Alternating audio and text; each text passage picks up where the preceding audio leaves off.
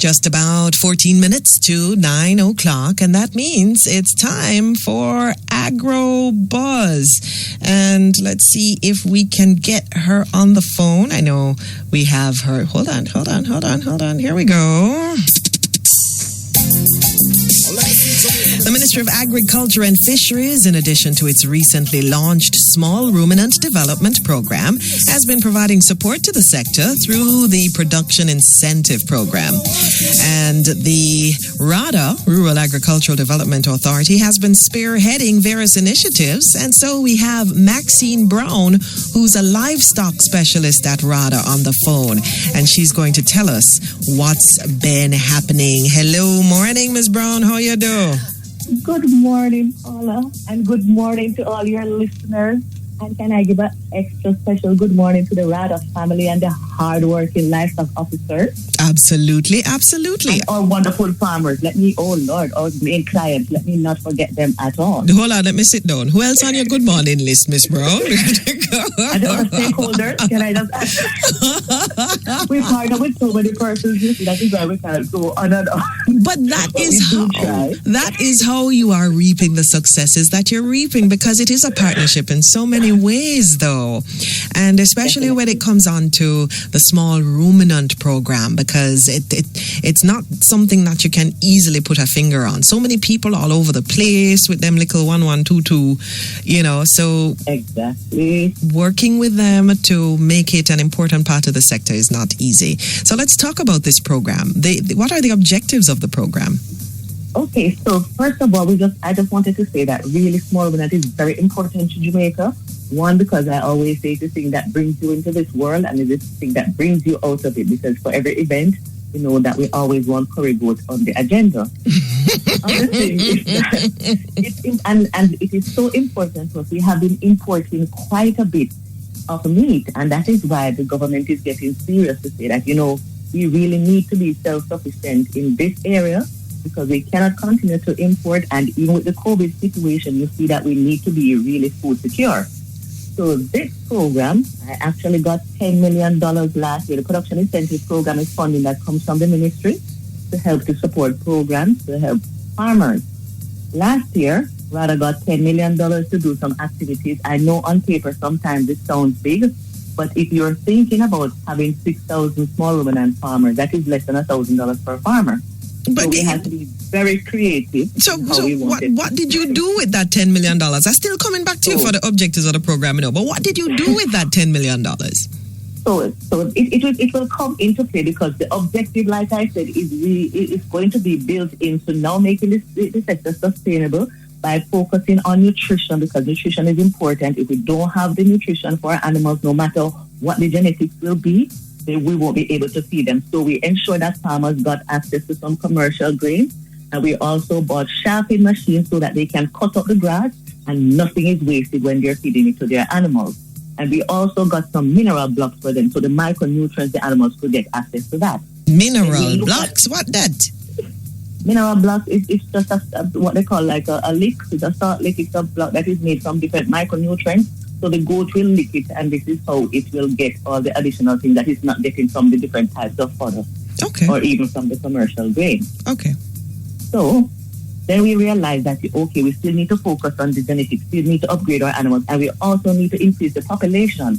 So we were able to purchase 32 bucks, and we placed them across the island so that they can start working and start servicing the female goats. And we also got 58 does. So those were some special kind of bucks? What? It's their genetics. In terms of the genetics, it's higher than our native goats.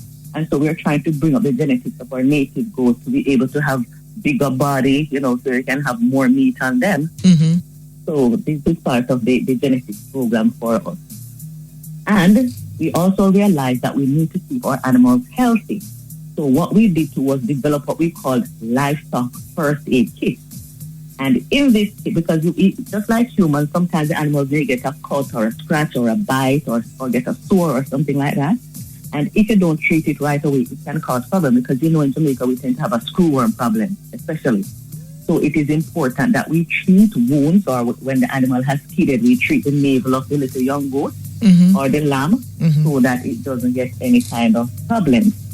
So in the kit, we made sure to pack some essential items that the farmers could have right on hand to treat the animals so that they're not losing any animals at all. Because we can't afford to lose one, nothing. We're trying to save every animal out there. Because to lose one is a whole heap for a small farmer. Exactly, because when you think of the potential of that animal when it reaches a certain age, and especially of a particular genetics, I mean, that is not something you want to play around with. No, not at all. And let me tell you what we need to get across to persons. Remember, when you have an animal that you have bred for a particular quality, particular characteristics, all of that, if something happens to that animal, and even if you get another animal, it is not the same. The time that you have spent to breed the animal for all these characteristics, maybe it's a good milker, and it's a fast, its offspring grows fast, and all of these qualities. You can't get that back.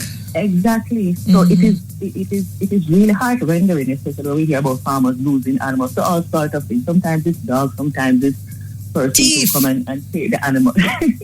I was trying to put it nicely, but yes, the thieves that come and take thief. They're taking the genetics, they're killing. It's not just a goat. Yeah, it's not just a goat. It's not just a goat. How many farmers are going to benefit from the program this year?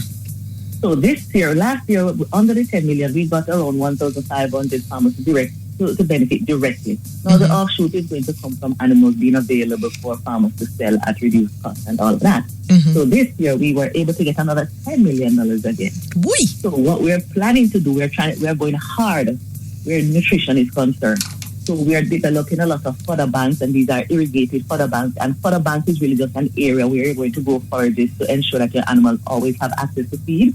Because in times of disaster, that is where the danger comes in. Animals not getting the feed, and it disrupts their digestive system, or they can suffer from malnutrition as well. Okay. So they need to have their fodder banks up and running, and also we're focusing a lot on silage. So we have been going around training farmers how to make silage. They get it to carry home, and silage is just a fermented form of the fodder. I was just about to ask you, silage, that's a SILAGE? Yes, ma'am. And so it's basically the fermentation of fodder in an anaerobic condition. Fermentation of what? Of the fodder, of the grass, the material that you're going to use to feed your animals. So if you're cutting grass or you're cutting legumes, and you can pack it in a bin, and airtight bin. They have different ways in which you can make it, but the science behind it is like what I call an anaerobic fermentation process. So hold on, fermentation, that means you're making liquor for the animals then? Well, it's borderline.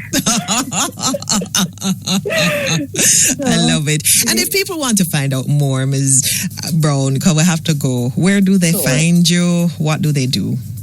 So they can contact us at RADA, which is 977-1154.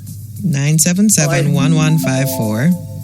Or they can call me at 550-2954. Okay. 550-2954. We're so happy we got you. Thank you for sharing with us what's going on, and all the best with the program. Thank you very much. I appreciate it. All right. Maxine Brown, Livestock Specialist with the Rural Agricultural Development Authority, RADA, talking about the small ruminant subsector under the Production Incentive Program. Big things are gone. Did you know the most popular breed of goat in Jamaica they are, Francois, the Boer, Nubian, and Alpine. And like you heard, the ministry is going to be bringing in more pedigreed animals to use as foundation stock as we improve what is available for our farmers. So that's it for AgroBuzz for today. Please continue to support our farmers. Say yes to fresh. We eat what we grow, grow what we eat. For information, more info, visit the ministry's website at moa.gov.jm. Follow them on Facebook, Ministry of Agriculture and Fisheries. Check them out on Twitter and Instagram. And that's at MOAFJM. And join us next week, Wednesday, AgroBuzz.